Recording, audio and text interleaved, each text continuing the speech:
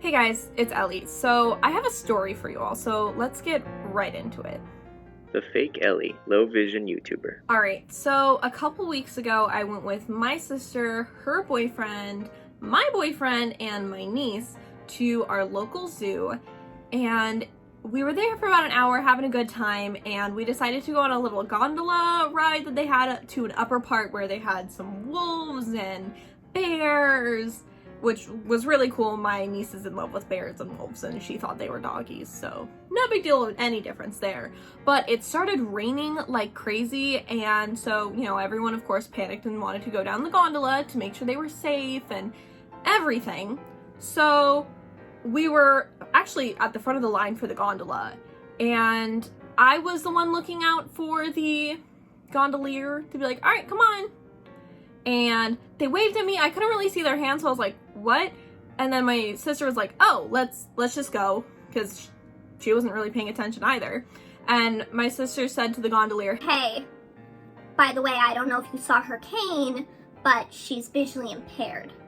So just heads up, in the future when you have other people with canes, make sure you address them, go up to them, like talk to them instead of waving, because not all the time they can actually see you since they're visually impaired. The gondolier then implied, oh, well, I was talking to you guys, not her, so it doesn't matter. which my sister then, a very protective older sister, says, What, is my sister not good enough to talk to? Is she not good enough because she's blind? Because the rest of us are sighted and, she's capable of talking herself and doing things independently. She deserves an apology from you.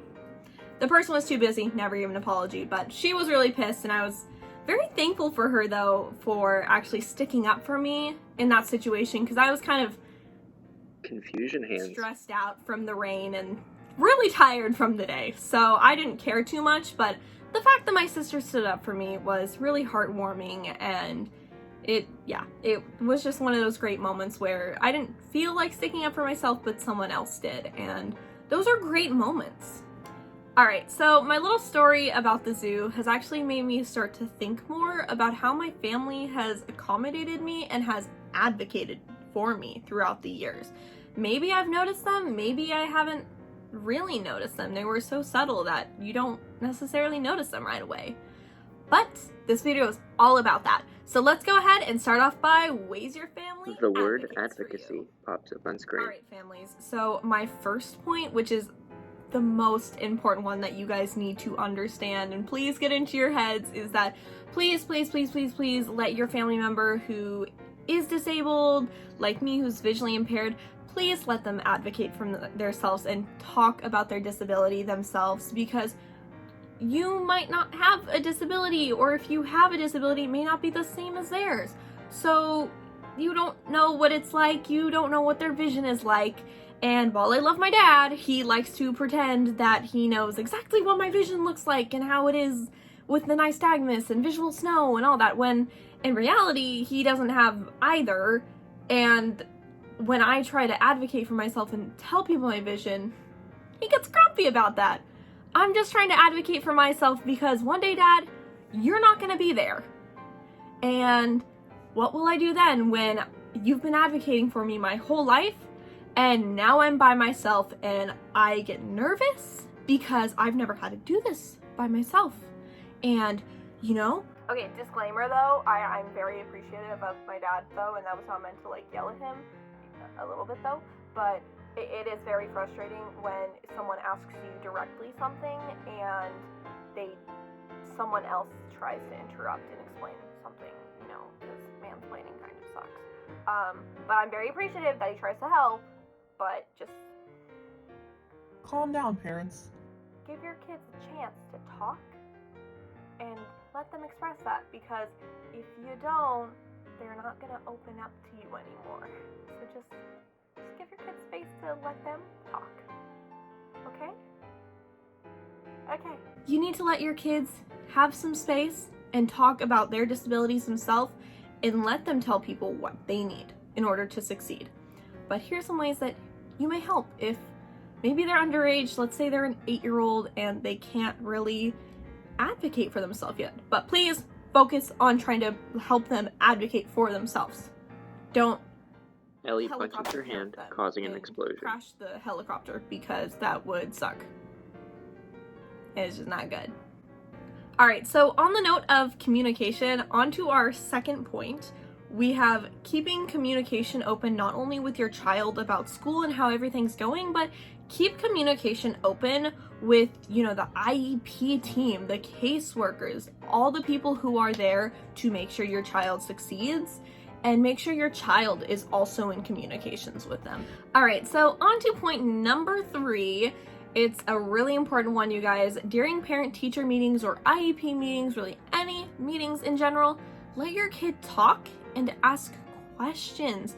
They can ask questions as to, what does blown up mean? Because, true story, when I was in 3rd grade and I was first placed on an IEP and they said blown up, I thought things were physically Explosion. blown up instead of things being enlarged, because I didn't know what that meant. And I felt really strange for, things are gonna be blown up. Why are we exploding things so I can read better? What? So yes, please let your kids ask questions and don't make them think it's a dumb question. Help them understand what's happening rather than degrade them for not knowing what blown up means, because it's not an explosion, it is enlarging things. I was a 3rd grader.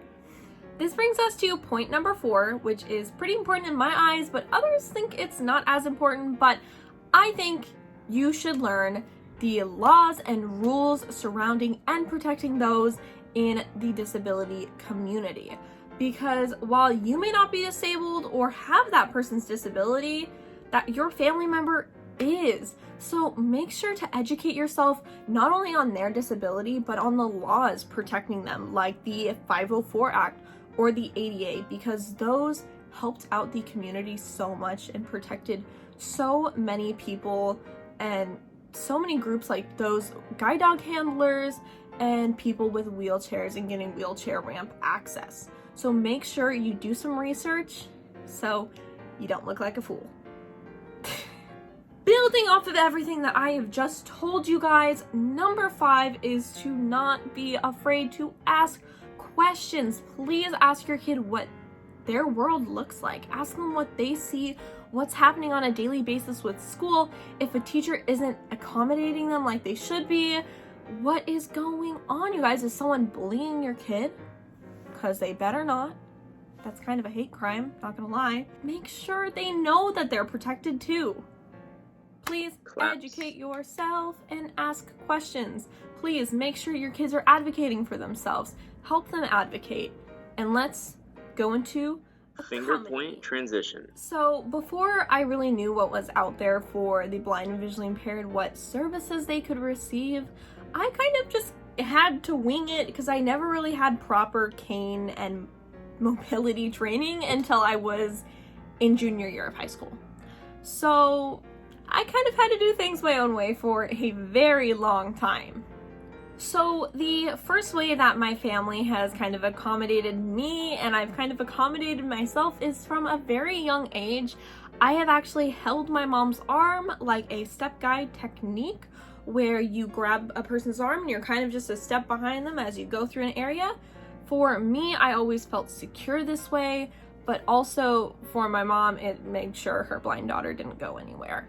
But I didn't know that was an actual technique that people do for the blind community. That was just something that had comfort for me. And turns out it's an actual thing, so High five explosion. Make sure your kids are comfortable. Yeah. My second way that my family has actually accommodated me throughout the years is actually a funny story of how they figured out that they were accommodating me.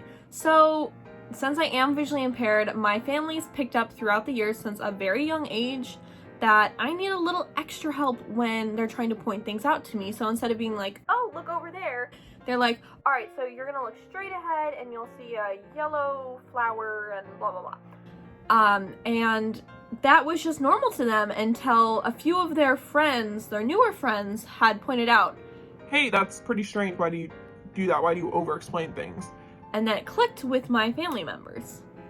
It's because they're audio describing things. Editor winks. For their visually impaired sister because we didn't really know what audio description was, but because they knew I was visually impaired, they audio described things without knowing that they were audio describing things. They were just explaining what things were looking like to me.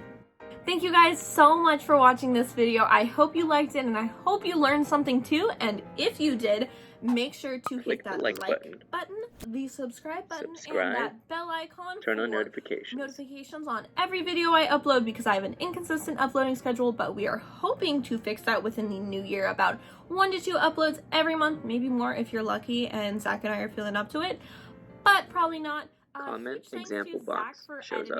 Message says, love the video, keep up the great work. So I hope you all have a great day. Thank you so much and bye.